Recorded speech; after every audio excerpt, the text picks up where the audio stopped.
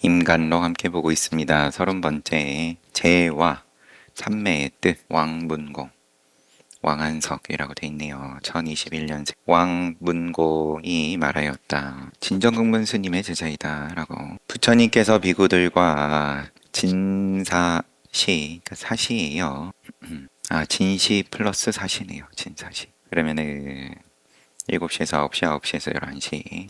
부처님께서 비구들과 진사시에 공양하는 것을 제라 이름한 것은 부처님들을 중생들을 대하는데 엄숙하지 않을 수 없기 때문이다. 엄숙 제자가 엄숙이라는 뜻이 담겨 있는지. 또한 이게 조금 그런데 한자가 조금 다릅니다. 우리가 쓰는 제하고 거의 비슷하게 생겼는데 제사 지낸다 할 때 요 제자 쓰는지. 중생들을 대하는데 엄숙하지 않을 수 없기 때문이다. 또한 불성이 있기 때문에 중생을 동등하게 보며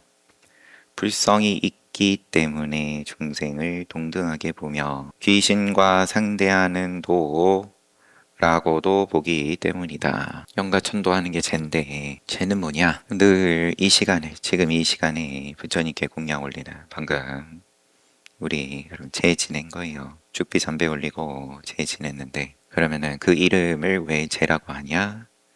중생을 대하는데 엄숙하지 않을 수 없기 때문이다. 또한 중생은 불성 지니고 있고, 또한 이 몸을 떠나서 여전히 불성 지니고 있는 귀신과 상대하는 도라고도 보기 때문이다. 그러므로 수능엄경에서도 몸가짐을, 위의를 가다듬고 제법을 엄숙하게 받든다 라고 하였다. 또 말하기를, 왕문궁의 왕한석에 말씀드립니다.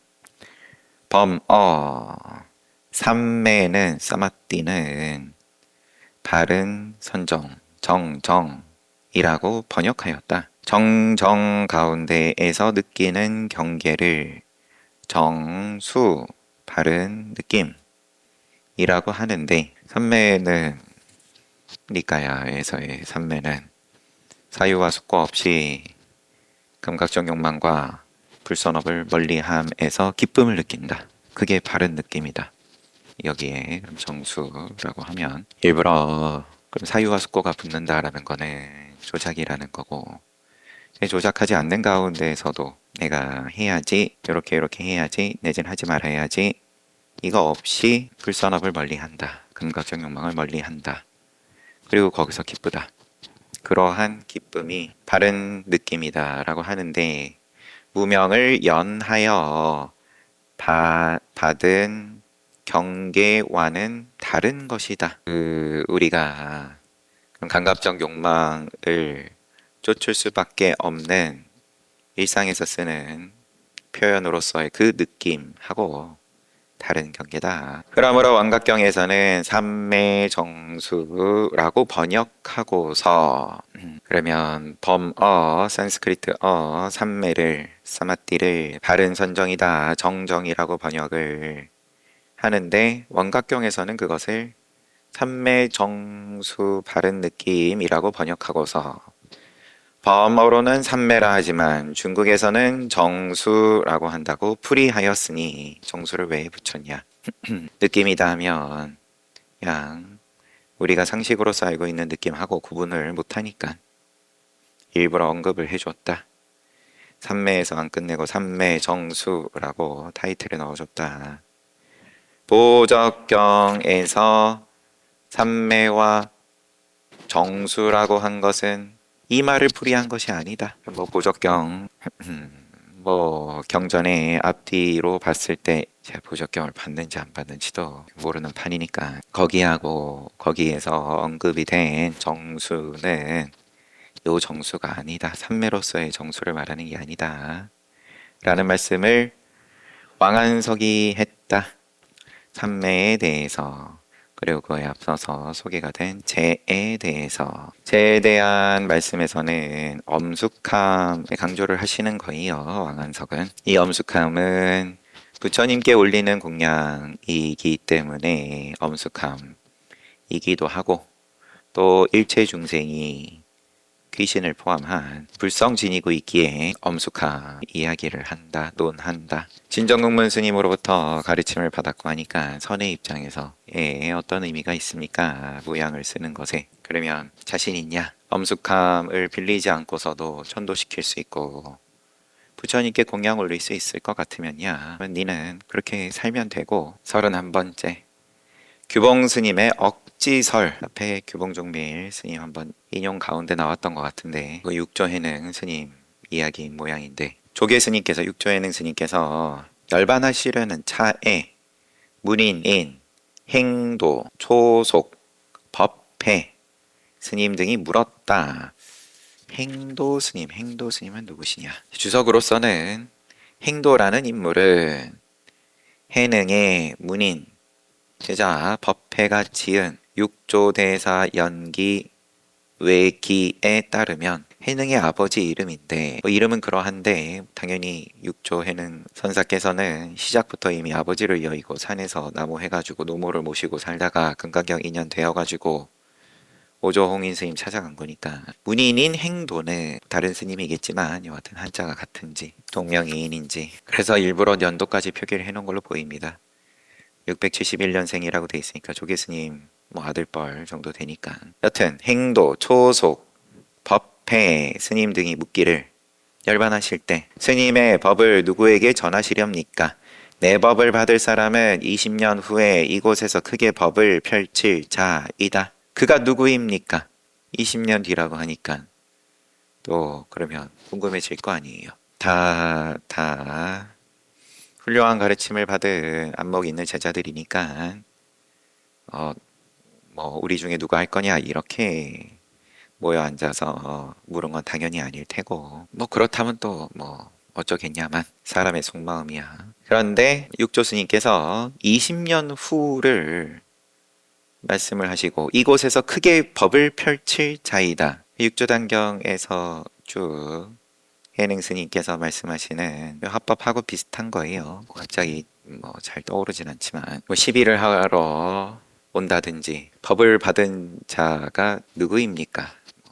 눈앞에 뻔히 보고 있으면서 이렇게 물어왔을 때 대답을 하신 말씀이라든지, 여튼 제자들은 당연히 그게 누구입니까? 묻는 거고, 누구인가를 알고 싶거든 대유령 꼭대기에서 그물로 덮쳐라.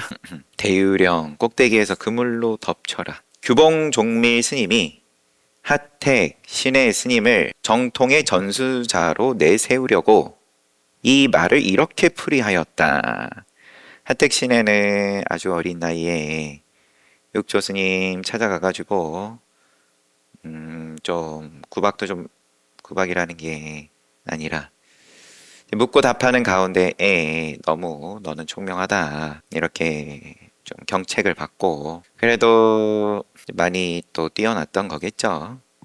그래서 본인이 홀로 장안으로 가가지고는 본인을 스스로 칠조로, 본인의 입으로 한 거는 아니겠지만 여하튼 본인이 칠조다 이렇게 모양을 쓰면서 신수 스님의 어떤 점수의 법이 기본이었던 수도 주류 불교의 흐름에 정면으로 남쪽에서 육조 해능 선사 스님의 법을 남쪽에서 유행하던 그걸 가지고 수도에 가서 당당하게 맞섰던, 그래서 하택종이다까지 불리기도 하고. 그런데 이 하택신해를 그럼 뒤에서 또 응원을 했던 규봉종밀 스님은 이러한 문답을 하택신해에 유리하게끔 제란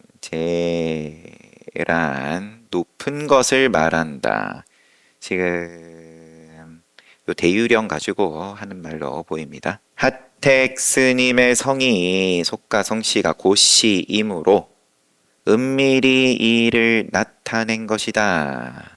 지금 한자가 대유령, 영자 위에다가 외산자 하나 더 붙이니까 제자가 되는 모양입니다. 요거는 높은 거 말하니까 하택 스님의 성씨 요거를 이야기하는 거다. 한편 남학 회양 스님을 깎아내리려고 어쨌든 간에 육조해능선사의 양대산맥은 제자 양대산맥은 남학회양이고 청원행사이고 이러하니까 남학회양 스님을 깎아내리려고 방계의 출신이라고 매도하여 또 말하기를 규봉종밀 스님이 하택신해를 세우기 위해서 또 했던 모양인데 저도 처음 접해요. 회양은 조계문화의 방계 출신으로서 한낱 평범한 문도일 뿐이니 이런 무리는 1000명이나 된다 그렇게 와가지고 조금 가르침 받고 지나간 사람들은 그게 한둘이겠냐. 육조해능 선사께서 제도한 제자들이 이루 셀 수가 없을 텐데 늘 마지막까지 옆에서 모시고 가르침 받은 제자들이 정통 적자이지 뭐 이런 뉘앙스인지 사슴을 뒤쫓는 자는 산속에 있으면서도 산을 보지 못하고 황금을 탐내어 덮친 자는 곁에 있는 사람을 보지 못한다는 옛말이 거짓이 아니다. 종밀스님의 눈에 보이는 것은 오로지 하택스님 뿐이었다. 답을 정해놓고 거기에 끼워 맞춰서 모양을 만드니까 그러면 남학회양 스님도 장애물일 뿐이 돼버리는 거고 그러므로 다른 선사들에 대해서는 시비를 불문하고 옳고 그름을 불문하고 의례 모두 헐뜯었다. 대유령 꼭대기에서 그물로 덮쳐라 하신 말은 대사께서 깨달으신 종지를 완전히 드러내 보이신 한마디인데도 이를 억지로 끼워 맞추려 하고 회양 스님은 사문 가운데 사문인데도 그를 한낱 평범한 문도라고 하였다. 종밀 스님의 뜻을 자세히 음미해 보면 천년이 지난 오늘날에도 웃음이 나올 뿐이다. 비웃음 나온다. 앞에 인용할 때도 같은 꼭지에서 규봉종밀 선사 말씀 하택신의 말씀 인용하면서 비판적이었죠. 우리는 당연히 임재종인 거고 임재 스님의 법맥을 거슬러 올라가면 당연히 또 남학회양 스님 그리고 그 위에 육조해능 선사 이렇게 가는 거니까 32번째 꼭지 머무르는 대로 나타나는 선과 악 머무르는 대로 업이다. 선업이든 악업이든 업이다. 노안국사 늙을로의 편안할 안 이분은 더 이전 때에요. 582년 그래서 709년 사신 오래 사셨어요. 나중에 붙은 이름이 노안일란지 그러면 128 오조홍이의 법을 이은 숭악 해안의 시호다. 해안 선사 근데 이제 올해 또 편안하게 또 사셨다고 장수가 지금도 그러하고 큰 복이고 장수가 미덕이다. 부처님 당시 때도 그때는 장수도 장수지만 자손을 많이 두는 게 좀 그런 묘사가 많았죠. 쌍둥이를 연달아서 많이 낳고 회살리도 급격하게 인구가 성벽을 세 겹을 계속해서 늘려가면서 면적을 키워나가야 될 만큼 근데 거기에 대한 설명이 오늘날 같으면요 이주를 많이 해왔다라고 하겠지만 그 시절에는 그 나라에 내지는 도시의 사람들이 계속 쌍둥이를 낳았다. 노안국사 얘기하다가 갑자기 금강경에서 머무르는 바 없이 마땅히 그 마음이 난다. 여기서는 번역을 응무소주 이생기심에 대한 번역이 머무르는 바 없이 마땅히 그 마음이 난다, 생한다 라고 한 가운데 머무르는 바 없이 이게 뭐냐? 이것이란 색에도 머무르지 않고 소리에도 머무르지 않고 미혹에도 머무르지 않고 깨달음에도 머무르지 않으며 체에도 용에도 체든 용이든 다 머무르지 않는다. 머무르지 않음이다. 노안국사 말씀이 그러면 뒷부분 그 마음이 난다. 생기심 이 말은 일체법 그대로에서 한 마음을 나타내는 것이다. 일심이다. 선에 머물러 마음을 내면 선이 나타나고 악에 머물러 마음을 내면 악이 나타나서 본심은 숨어버리게 되니 머무르는 바 없으면 시방세계가 오로지 한 마음일 뿐이다. 그러므로 조계 스님이 육조 스님이 바람이 움직이는 것도 아니고 깃발이 나부끼는 것도 아니며 마음이 움직이는 것이다 라고 하신 말씀을 진실로 알 수 있을 것이다. 출처는 종경록이라고. 뭐 나이로 치면 한참, 뭐 그렇게 한참까지는 아니고 그래도 50년 이상 선배된 입장에서 같은 스승으로부터 눈을 열고 이 노안 내지는 해안 선사께서 대법은 부처님의 가사 바로는 육조 해능 스님께 갔으니까, 그리고 육조 해능 여기서는 이제 조계 스님 발음이 움직이는 것도 아니고 깃발이 나부끼는 것도 아니다, 마음이 움직이는 것이다. 육조 스님을 높여드리는 당신이 당신 소리 할 수도 있는 거지만 요게 참으로 맞는 말이다, 진실로 알 수 있을 것이다. 수산주에 개성도 있다. 수산주는 용제 소수선사를 말한다. 개성을 하나 또 소개를 하기를, 바람분이 마음이 나무를 흔들고, 바람분이 나무를 흔든다, 마음이 나무를 흔들고, 구름이 피어나니 성품이 티끌을 일으킨다. 오늘의 일을 밝히려 하면 금일사를 명하려 하면 본래 사람을 어둡게 하리라. 오히려 밝히려고 드는 것이 더 멀어진다. 본래인을 어둡게 한다. 나무 흔들리고 티끌 일어나고 다 작용 잘 하는데 뭘 더 붙일 게 있겠냐. 33번째 출생인연에 대한 망상을 끊어주다. 출생인연에 대한 망상, 출생인연. 이번 생은 나는 과연 뭘 하러 왔을까? 나의 사명은 뭐냐? 아니면 전생을 궁금해하는 걸 말할란지. 회당 조심선사. 어떤 스님이 회당 노스님에게 묻기를, 전생에 소나무 심는 도인이었던 오조 홍인 스님은, 앞에 조금 자세히 나왔죠, 사조 도신 스님 뭐 등등 하면서 주씨 여인의 몸을 빌려 태어났다고 하는데, 아버지와 어머니의 자식, 아버지, 어머니, 자식 이렇게 세 인연이 합하지 않고서 어떻게 태어날 수 있었습니까? 전생에 소나무 심는 도인 재송도자. 시간이 조금 걸려도 궁금해가지고 앞에 소개된 거 한번 살짝 찾아보겠습니다. 자자 비음과 도인. 홍인 스님의 내력 20번째였어요. 간단하게만 훑으면 사저도신 스님이 파두마 산에 있을 무렵 우리 알고 있는 파두마 연꽃 같은 부처님 발에 정수리를 대고 귀의하였다. 음차한 연꽃에 대한 음차된 이름일 것 같은데 모를 일이죠. 그 산 중에 이름 없는 노승 한 분이 있었는데 그 노승이 재송도자다.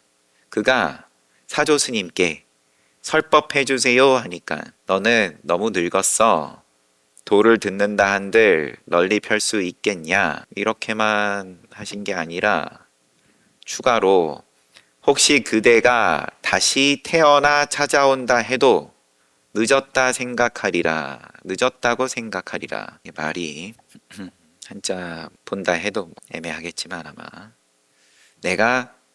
너는 다시 태어나서 찾아와도 늦었다고 생각해 인 건지, 나는 너가 늦었다고 볼 거야 인 건지. 노승은 마침내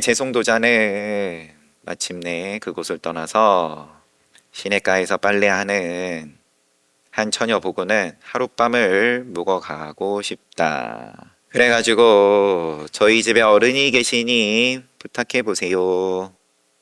그래가지고 하룻밤을 머물렀다 안 머물렀다 이런 말은 없어요 지금. 그 처녀는 주씨 집안의 막내딸이었고 집에 돌아오자 아기를 잉태하니 부모가 몹시 화가 나서 쫓아내버렸다. 그래서 고생하면서 살다가 산에 아이를 낳았다. 불길하다고 물속에 버렸는데 물을 거슬러 올라왔다. 고을 사람들이 성씨 없는 아이라고 불렀다. 아비 없는 아이라고 불렀다. 사조 스님이 황매산으로 가는 길에 이 아이를 보고 여러 해가 지난 거죠. 너의 성은 뭐냐? 성이 있긴 하지만 보통 성씨가 아닙니다. 무슨 성이냐? 불성입니다. 성이 없는가? 성씨가 빌공자, 공인가닥에 없습니다. 그래서 그를 출가시키도록 어머니를 설득했다. 7세였다. 여기까지. 요 재송도자가 오조홍인 스님의 전생이다. 지금 보고 있는 어떤 스님이 회당 노스님에게 묻기를, 재송도자였던 오조홍인 스님은 주씨 여인의 몸을 빌려 태어났다고 하는데, 앞에 이야기에서 그러면 처녀가 잉태한 건데, 한마디로 이게 어떻게 태어날 수 있습니까? 가능합니까? 그러니까 회당 스님께서는 수제가는 이름이에요. 불 속에서 태어났고, 이윤은 뽕나무에서 태어났다는 이야기를 듣지 못하였는가. 뭐 우리 설화에도 알에서 태어나고 뭐 등등 그런 중국 역사의 이야기겠죠. 이윤 기원전 1648년, 되게 구체적이네요. 기원전인데 하나라 말기부터 상나라 초기에 걸친 정치가, 이런 설화가 있다고 돼 있고, 수제가는 대반 열반경에 나옵니다. 어느 장자의 부인이 임신했는데 장자가 사람들을 찾아다니며 아들인지 딸인지를 물었다. 다른 외도들은 딸이라고 하는데 부처님은 아들이라고 하였다. 외도들이 이를 질투하여서 장자를 꼬여 도구로 부인을 죽게 만들었다. 뭘 도대체 질투를 한 건지 지금. 외도들이 뭐 전후사정이 또 있기에 하겠죠. 하여튼 간에 질투해가지고 장자를 꼬여 도구로 부인을 죽게 만들었다. 그런데 부인의 배에서 불이 피어나면서 그 속에서 동자가 연화대에 앉듯이 단정하게 앉아 있었다. 태생으로 인연이 되었다가 화생했어요. 화현했습니다. 연화대 말 그대로 연꽃에서 화현했다. 관세음보살님께서 뭐 그렇게 표현하듯이 연화대에 앉듯이 단정하게 앉아 있었다. 동자가. 아이가 불 속에서 태어났으므로 불이라는 말을 따와서 수제라고 하였다. 음차를 한 거겠죠, 아마도. 그래서 회당 스님에게 어떤 스님이 오조홍인 스님의 탄생이 이게 어떻게 가능합니까? 물으니까 이런 이야기 저런 이야기 너는 못 들어봤냐? 들었습니다. 위에 두 사람이 새 인연에 의해 태어나지 않는 것은 의심하지 않으면서 오조만 의심하는가. 수제가이든 내지는 이윤이든 불 가운데 불 속에서 태어났든 여튼 화연을 그대로 불화자 아닙니다. 화하다. 이렇게 나고 내지는 뽕나무에서 나고 이런 거는 너는 안 궁금하고 오조 스님만 궁금해? 태어나는데 지수화풍으로 얘기를 하든 아니면은 또 구류 중생 9가지로 또 분류해서 나든 여기까지 인용을 하시고, 오늘날 불법에 관심 있는 사대부들은 모두가 오조가 태어난 인연에 대하여 의심하고 있는데 이 말을 듣는다면 의심이 풀릴 것이다. 회당 노스님의 말씀은 불법의 근본 뜻을 모두 설파하시려 함이 아니라 다만 기연에 따라 미치광이의 생각을 멈추게 하는 데 있었다고 생각한다. 의심을 해서 미치광이어서가 아니라 생각을 쉬지 못하면 아무리 좋은 생각이어도 훌륭한 생각이어도 어차피 쉴 줄을 모르기에 미친 거다. 마조 스님이 부처님은 참으로 어지시니 지혜로 방편을 잘 써서 일체 중생의 의심을 깨뜨려 주며, 지혜의 방편을 잘 써서 일체 중생의 의심을 깨뜨려 주며 유무의 속박에서 벗어나도록 해주신다 하신 말씀은 바로 이 이야기가 딱이다. 이 점을 이야기해 준다. 부처님께서는 참으로 어지시다. 일체 중생의 의심을 깨뜨려 주시기, 유무의 속박에서 벗어나도록 해 주시기에, 유무 있다 없다가 이미 그게 의심이다. 있다든 태양은 동쪽에서 뜬다. 분명하다. 의심하지 않는다. 있다든 없다든 아니면 있다 없다 중간에 어느 지점이든 99% 있다인데 1%는 약간 없다도 살짝 들어있는 거 아니냐. 뭐든 이쪽 끝에서 저쪽 끝까지 통째로가 이 세상인 건데 거기서 벗어났다. 그 속박에서 벗어났다. 제목이 출생 인연에 대한 망상을 끊어주다. 정말 말 그대로 태어난 인연이었어요. 출생 인연. 확장시키면 지나간 일은 뭐 다 출생 인연인 거니까. 근데 인과법은 통째로가 망상이다. 왜 그러냐? 왜 그러냐? 소화를 못 시켜서 평생 좋아했는데 오늘은 왜 별로지? 그런 거 평생 거울 앞에 있다가 오늘은 거울 앞에서 좀 벗어났나 보지 뭘. 그러면은 머리를 계속 굴리면서 자기가 스스로 납득할 만한 걸 만들어 가지고는 그래서 뭐 이렇다는 둥 저렇다는 둥 하지만 답답하다 보고 있으면 그만큼 느리고 느릴 수밖에 없는 거고. 거울 앞에 없네, 거울 앞에 있네, 있으면 맛있게 먹으면 되고 없으면 없어서 화나면 그 화내면 되지 뭘. 왜 있다가 없는 거고. 이게 통째로가 위선이다. 좋으면 좋고 싫으면 싫고 아니면 뭐 하면 하고 말면 말고. 뭐 물론 또 세상에 어떤 체면과 매너나 뭐 등등 걸린 게 많으니까 하나 더 보기에는 시간이. 그래서 책을 덮으면 할 얘기도 별로 없고 책을 펼치고 얘기를 하면 핑계라도 있지. 책 덮고 얘기하면 그러면은 이제 온전히 다 책임져야 되니까. 잘 봤습니다. 쉬었다가 정진합시다.